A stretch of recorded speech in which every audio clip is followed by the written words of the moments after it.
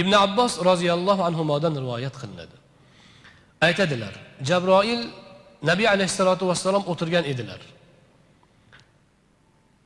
Huzurlarida Jabroil alayhissalom ham bor edi. Ibn Abbos roziyallohu anhuning gaplari. Tepada Rasul akram alayhissalom tepalarida g'ichirlagan ovoz eshitdilar.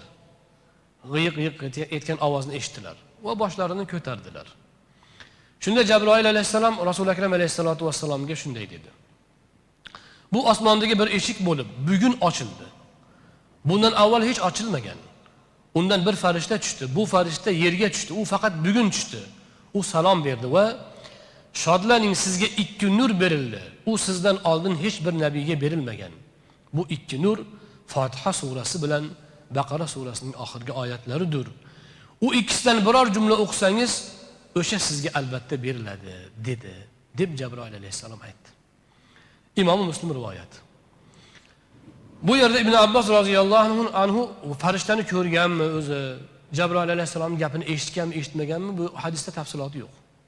Balki Nabiy alayhissalatu vassalom Ibn Abbosga shundoq bo'ldi, hozir sen shu yerda o'tirganingda deb aytib bergandirlar.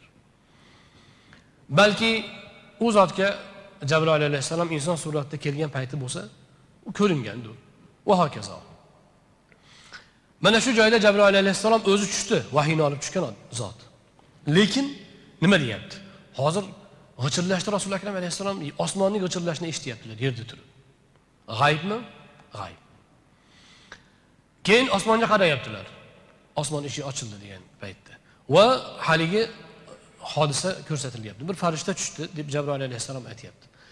Va o'sha farishta Jabroil alayhissalom o'zi aytib qo'ysa bo'lmaydimi? Yo'q. Bu yerda ishni nihoyatda yuksak holatda tushuntirish va tasvirlash bor. Rasul akram alayhisolatu vassalomning payg'ambarliklari shunda. Bo'lmasa bizga o'xshab biz qatorimizda bo'lib qoladi u kishini xabar eshitishi. U zotga g'ayb olamining hodisalari mana shunaqa ko'rsatilgan. Jannat do'zaxni ko'rgandan keyin yog'ini qo'yavering. O'tirgan joylarida men jannatni ko'rdim deganlar. Xutba qilib turib men hozir jannatni ko'rdim. Qo'limni uzatganimda jannatning uzumiga qo'limni uzatgan edim deganlar. To'g'rimi? Alloh xohlagan paytda payg'ambarga xohlagancha ajoyibotlarni ko'rsatadi.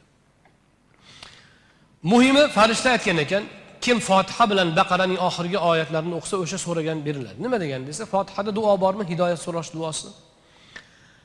Baqaraning oxirida esa nuqsonlarimizga kechirim so'rash bor. Ikkalasini kim o'qisa, chin qalbdan albatta ijobat qilinadi.